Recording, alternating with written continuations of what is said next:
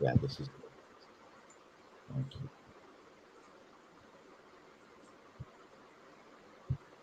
Right. We're live? All right, thank you. Hi, everybody. Pagesh. Okay, fine, thank you. My apologies for being late because today we had a little bit of a technical issue, but better late than never. Good evening, and thank you for joining us today, Vinitha and Rakesh. Right. Thank Thank you. you So for inviting us here great, great. on So this special occasion. yeah, absolutely, yeah. Today's a very special day. Yeah, absolutely, and even our topic that we're covering is quite interesting. It's about family, love, relationships, and a lot more. So before we get started, I'd quickly like to get an introduction from you guys. Maybe we can start with Vinitha. Can you tell us a little bit about yourself and what you do? Okay, so first of all, hi to Alit and Rakesh and to all the viewers up there watching our live. And happy Valentine's Day to everyone. And this is Vinitha Sundar. I'm an existential psychologist. I did my bachelor's in psychology and master's in organization development. And I work as an existential therapist where we handle individuals. Hello? Yes, yes, a bit. You can hear that. Okay. So, yeah, we handle individuals' issues from the core, and we believe that every individual has a solution to his or her problem in himself. We just help them and guide them towards their problem and solution. Okay, great, great. That was good. Thank you very much, Vinitha. Rakesh, what about you? Yeah, hi, Alan. I'm Rakesh. I'm basically from Chennai. Give a bit of background about my personal life as well. I'm married and I have two kids. I did my engineering basically with interest of going into information technology, software development. I still continue that profession, and all along I'm having an very much interest towards psychology, mind, how mind works, and kind of thing. So I used to pursue as an offline matter, and as an hobby, I used to read a lot of books around psychology. And later, I decided why not I go masters, and that is how I entered into this. After completing my engineering, I did my MSc in general psychology, and yeah, so that is how I entered into it officially, and then I just start off joining some internship and then learning more about it, and started counseling people and helping others. So basically, the understanding about general psychology and understand and the interest in understanding the problem and resolving it really helped me to complete my courses and pursue my as a career here. And currently, I am an existential therapist besides my IT profession, and I'm happy to have you here to join community. Thank you. Thank you, thank you, Rakesh. So, you know, existential therapist. Can you tell us a little bit more about is what goes why is it different from the rest of the uh, what's the difference in terms of role?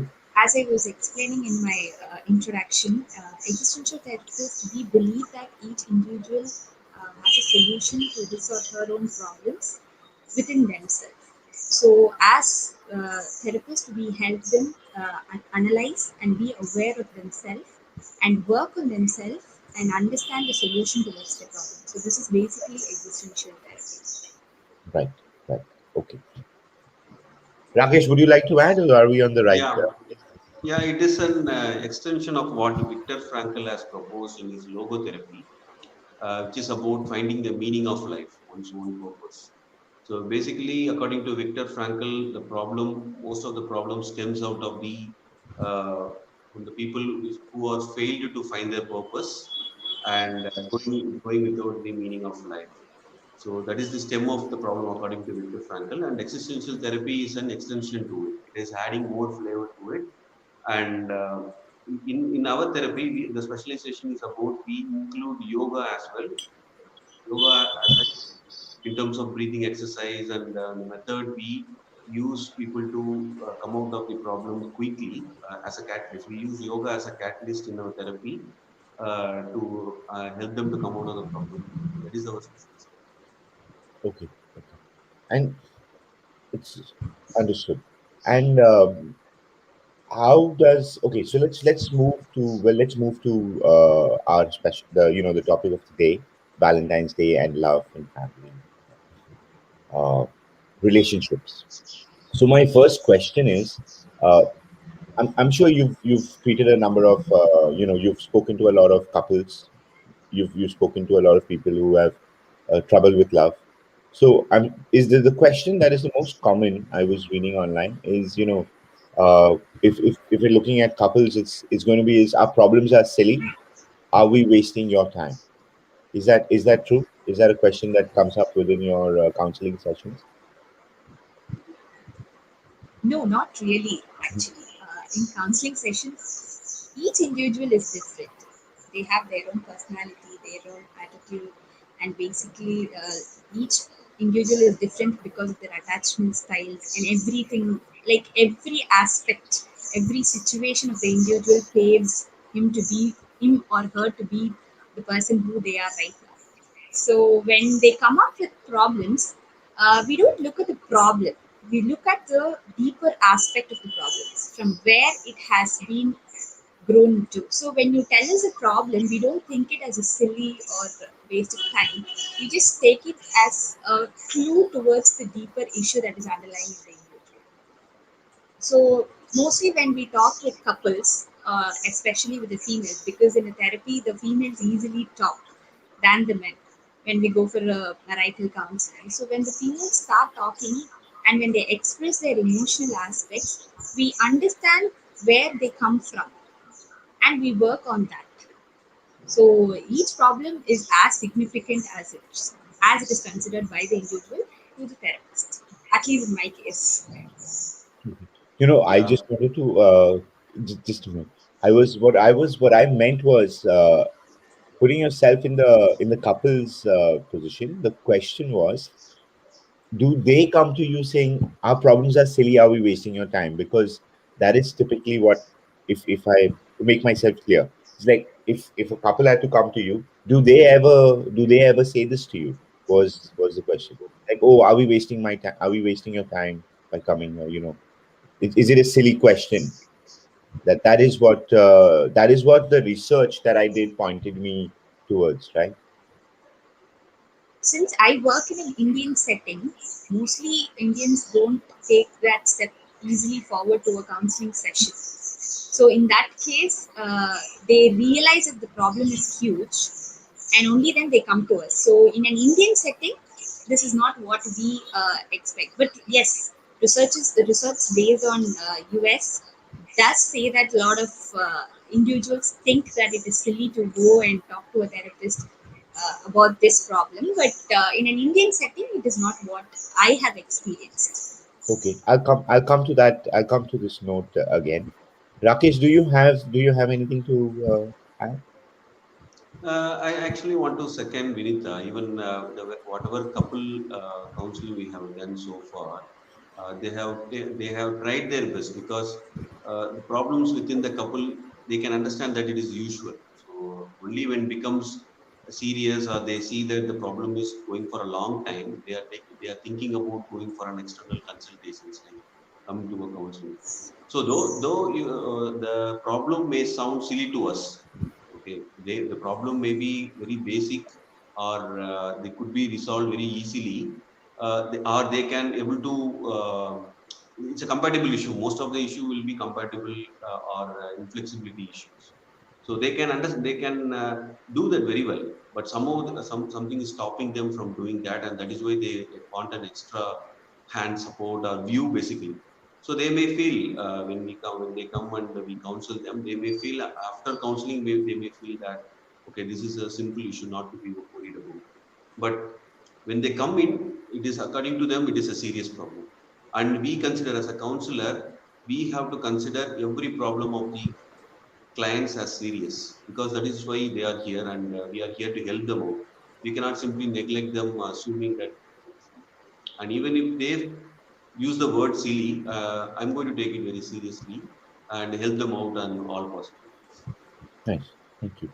So when you say they have addressed, When a couple comes to you for therapy or for any they seek help, they've tried a couple of things at home, or they've tried some self therapy maybe, right?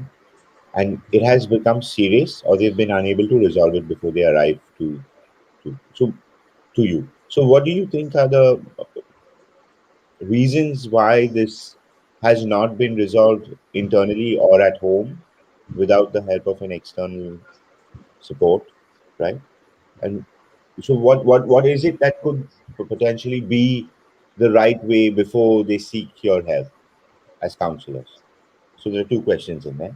One is what is it that they've tried that did not work, so that our audiences, can get an idea of, okay, these are things that are not really helpful, and then what could potentially be a step in the right direction before coming to you for help. You want to go, Rakesh. Vinitha? Yeah, I'll go. Thank you. So, yes, the basic point here is everybody or every personal self is self-biased. Okay, they knowingly or unknowingly they are biased. So they take their own point to the greater extent. Okay, most of the time, I see the major concern with a couple or is the incompatibility or inflexibility, or one person is inflexible or other person is expecting too much from the other person. So either one of them, inflexibility or too much of expectations. Since they have their own expectation, I have my own expectation, I could not understand from the other's point of view. The third person point of view is missing most of the time. So that is what they miss and they don't realize. And they will, when they come for the counseling, okay, based on some advice or based on their own intention to get problem resolved, they basically get a point person view to their problem, and they come to know that what is the level of intensity of the problem or gravity of the problem is, and then they can get grounded and think themselves. Might be counselor can trigger, he cannot resolve the problem. The counselor purpose is not to resolve the problem or provide solutions. It is like I can compare, like in terms of Viktor Frankl's words, counselors are like ophthalmologists. There is a problem in your eye, I can correct your eye. I cannot see in behalf of you. Similarly, I cannot resolve the problem, but I can help you how to think properly with a clarity. I can remove the clouds around the mind or clouds around the view bias. I can help you to remove the bias, go to the truth, go to the self core, and think what is to be done at that given situation and act accordingly. I can help you to come out of that bias situation and think with clarity. That is the purpose of counselor, and I will help you. Okay.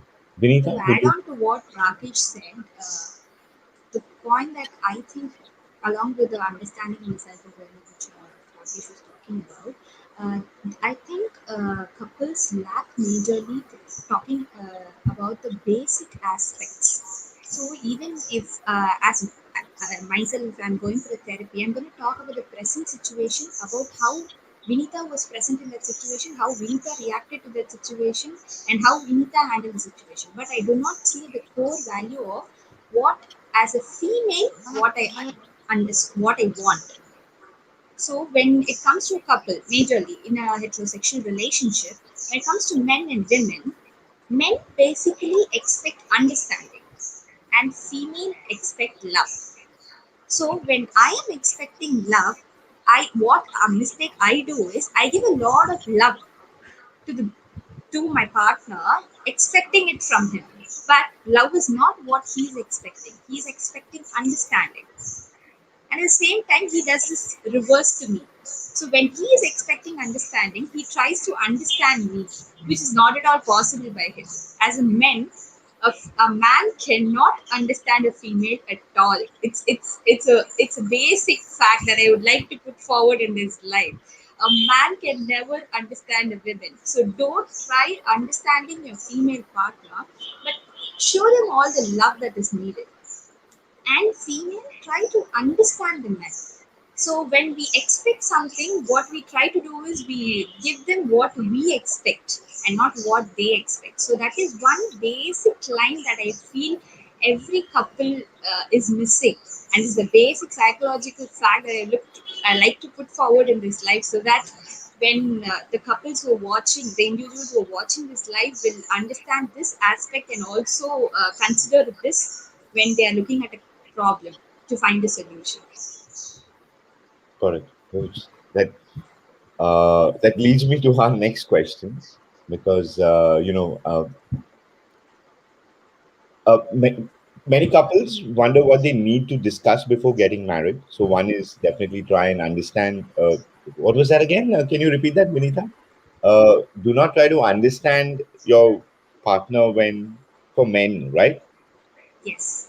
Right. So Okay. So VH that's Yes, gives love, specific but about they are partner. expected to give understanding, and men expect understanding and they are expected to give love. okay.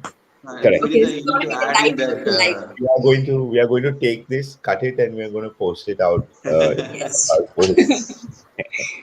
You're going to snip it. So back to the question was: many couples wonder what they need to discuss before getting married. In your experience, what are the most important topics? Vinita, we can start with you. Yeah. So from all the sessions that I have, for all the premarital sessions that I've taken, so I feel like the first few things that should be discussed is putting forward their picture, their personality and attitude before, as they would expect, not how they would expect their partner to put forward, but how they want. Like for example, to put it clear, the communication.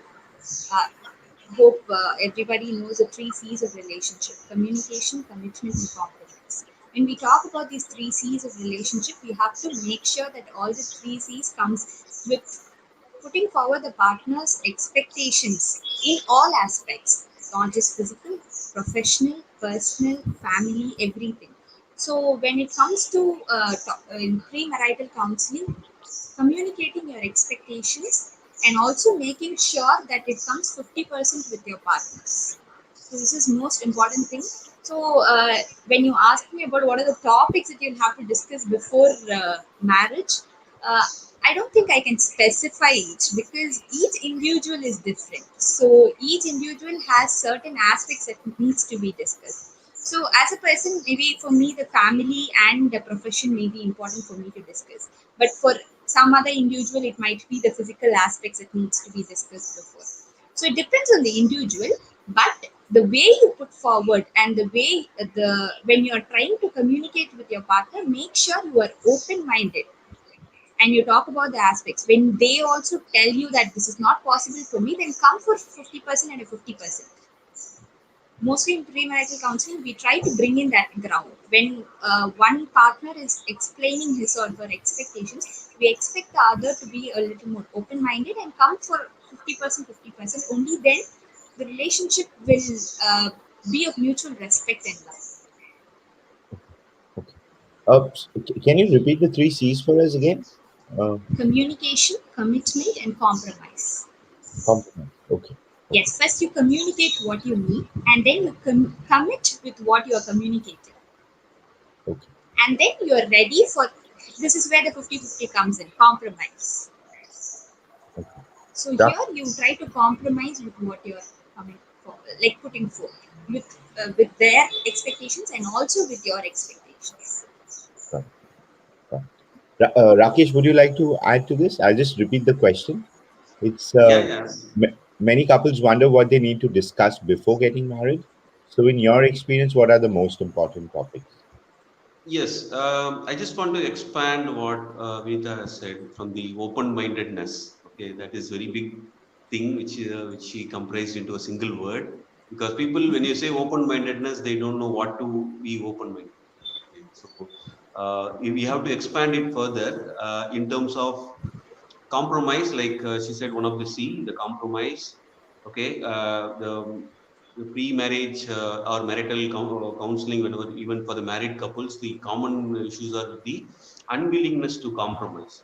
At certain point, not all the points, at certain points they get into the unwillingness. They show a lot of unwillingness to a compromise. From the love point of view, they seem very much compatible, but on a lot of physical activities or offline activities outside their office, because They meeting people at a common official background like office or some environment, control environment, where they cannot show their real face. But after they go to home, they have their own self, and at that time the compromise or the compatibility gets delayed. So that is one point what I see from the young couples coming in. Another one is based influencing in getting influenced by the friends and parents. They say or they see other friends as a moral, or they say them as a model. And in the current social media world, they for the Valentine's Day also, people are doing some crazy things. They posting a lot of things, gifts, and other couples may feel that my partner is not doing the same thing for me, and that is that let them think that okay, they are not in the love. They are missing that. They misunderstood the concept of getting fantasized within the love world. They take they feel like cinematic love to be happening into their world, and if that is not happening, they get disappointed and feel like not they don't feel the love. That is another big point what I commonly see. Another one is withholding communication. Suddenly, one of the partner goes on without talking to them if they are not that, even for small mistakes, small things, they withhold affection, withhold communication, and stop sharing things and all, and that makes a crack bigger, and then they felt that love went on a failure, and then they go on a depression or something. So these are the starting points. When you say openness, people have to come out of these. Am I compromising? Really, not just by saying in my real world, in my real feeling, am I compromising? Or if I'm not willing to compromise, certain things cannot compromise. They have to tell openly. This is something which I cannot able to tolerate. They have to come openly, and then they should not get influenced. They should think that it is my real self, or am I getting that impression from the other world, like other people, friends, families, and what they are doing in a heroic way, or am I fantasizing that things, or is this my real self? That is what they miss most of the time. And then high expectations again, like in the Valentine's Day, the expectations will be very high, and if there is anything in a low level, they get disappointed very easily. So these are the common things I see from the young couple, and they want to get counsel regarding these reasons. For they come for a counseling in generally, not in a specific topic, but these are the reasons I found for the conflicts within them, and it is better to get counseled before getting married. Okay, okay. Thank you for that. Uh, my next question is, uh, why does every discussion turn into an argument when in a relationship? Uh, and what's your advice? I think the cycle again goes back to openness. Yeah, it's So yes. So when the partner is communicating, the other person should have an open mind to listen what they are going through, and not every person is a psychologist, but still, I think as a partner, you should know where the significant other is coming from. So you might know your partner's early childhood or what all are the sufferings that they went through. So when they try to talk about a problem, instead of just looking into one situation, if you try to understand where they are coming from and give them the space and the time that is required, then I think not every conversation will become an argument.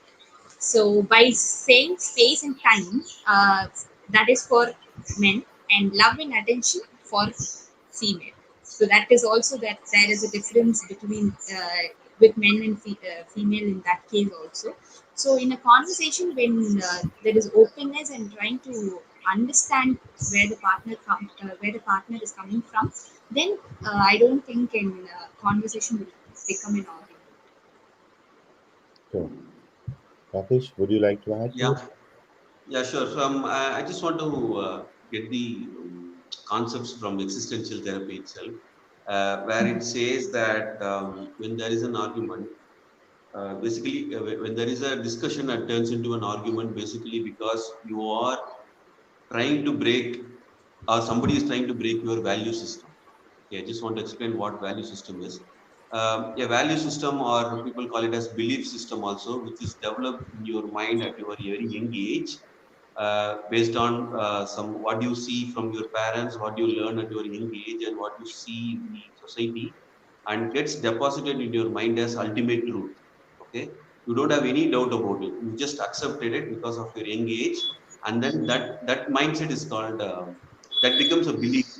Okay, and that we call it as value system or belief. Okay, belief system, and you cannot come out of it very easily because it is an ultimate truth, and mind always thinks that that is true. When somebody is trying to break that, reach that into that in your mind, or say that this is not right, and that is conflicting based on your value system, then that becomes an argument.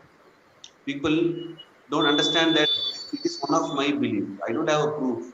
Okay, this is told. This belief is told by my parents, and I didn't go and check it whether it is right or not. It got deposited in my mind. But when after growing up, it still stays there. And when they encounter someone in the real world, and they try, another person is having a different belief system or value system, and there is a contradiction, then it becomes an argument. People don't agree to the which is conflicting to their own belief. This is the base which existential therapy says that, which if you are trying to break my value system, I may feel like I'm isolated, I'm not valued, you are not valuing my point.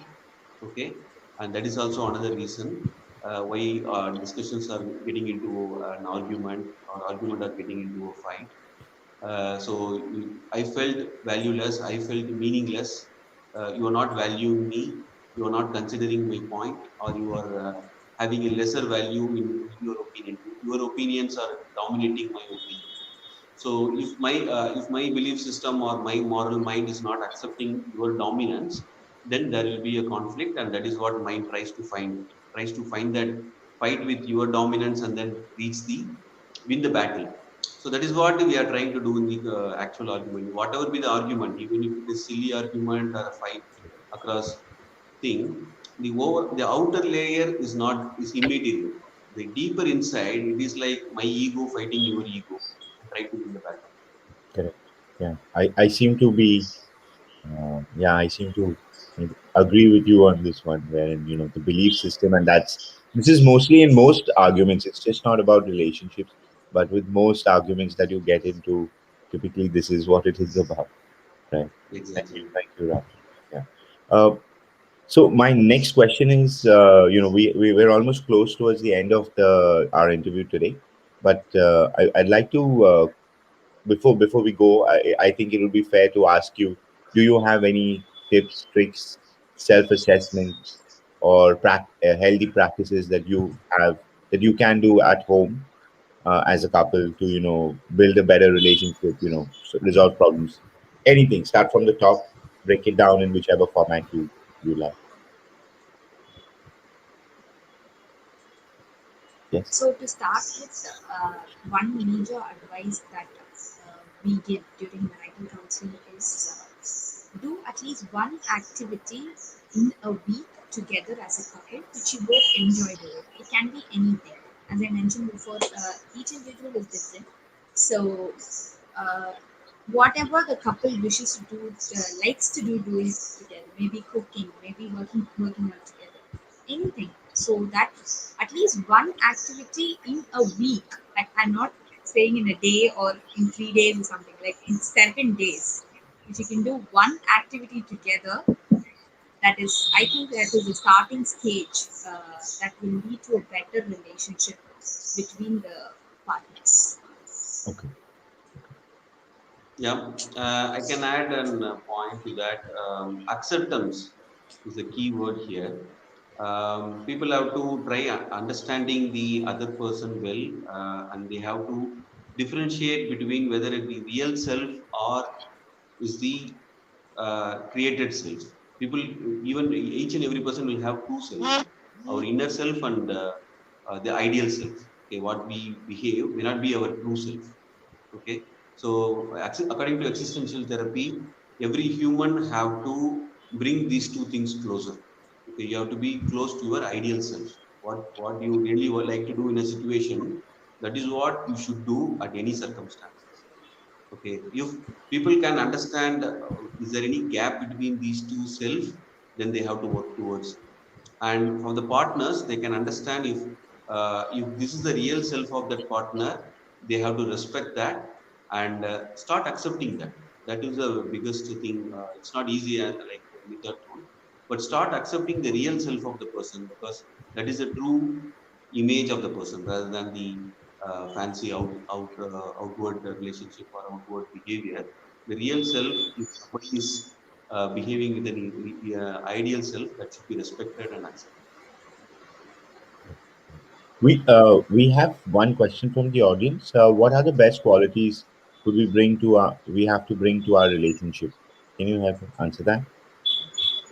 Uh, the first quality to be brought into a relationship is communication. So, figuring out the way in which you communicate. Not every individual is an extrovert, or even with the partner, not everyone is as easy as being open.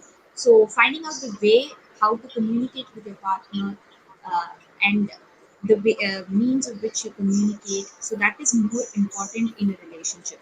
And second most important thing is learning to fight. Every relationship is going to have a lot of fight.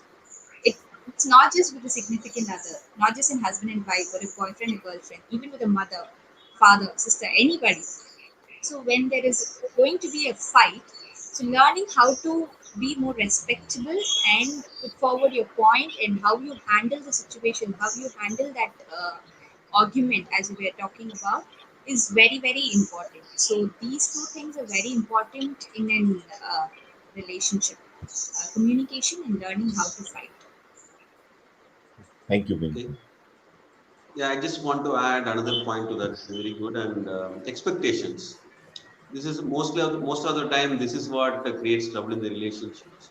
So if you can understand that, is it an expectation or is it a responsibility of a partner or myself? So I should reduce my expectation and I should be more responsible.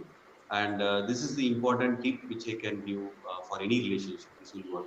You have to choose wisely from your choices in the life, and you are free to choose any choice. Like life gives you every moment. We are taking a lot of decisions, and you need to take a moment and see: am I doing the right decision, or am I equipped with right information to make the decision?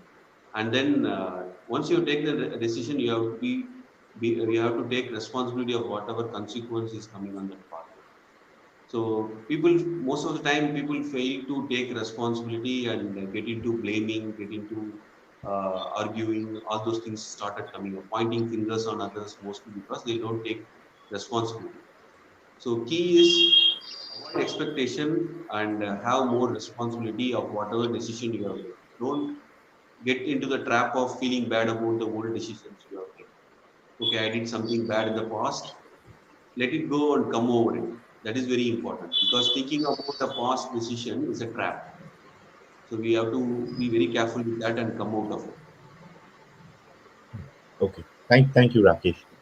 My last question for the evening, and it's focused towards all those looking for love and a relationship, right? So there is a lot of pressure today. There's high expectations, and some of us don't have somebody to share it with. So what advice do you have for them? How do you tell them how to cope, how to deal with this? Take some time, think about it, and let me know. Uh, the first thing for today, if you are single, I think you are with the best person in the world to share your love with. It's yourself.